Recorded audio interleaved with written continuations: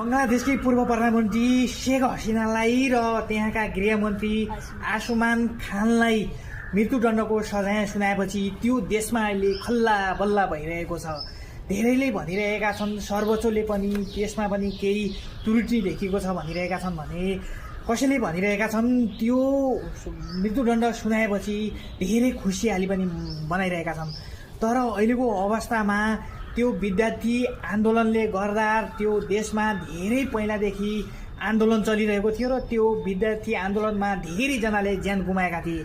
त्यो ज्यान गुमाइसकेपछि त्यो आन्दोलन उग्र रूप लिएपछि त्यो देश छोडेर भारतको शरणमा पुगेकी प्रधानमन्त्री अहिले भारतमै रहेकी छन्। तर त्यहाँको सरकारले उहाँलाई मृत्युदण्डको सजाय सुनाएपछि अब त्यो के मृत्यु हुन्छ हुँदैन र भारतमा रहेकी शेख हसिना त्यो देशमा गएर मृत्युदण्ड लिन सक्छन् भन्ने धेरैले आकलन गरिरहेका छन्। के तिनलाई अब मृत्युदण्ड दिइन्छ अथवा दिइन्न? भारतमै बसिरहेकी शेख हसिनालाई त्यो देशले आफ्नो देशमै लिएर मृत्युदण्ड दिन सक्छ त?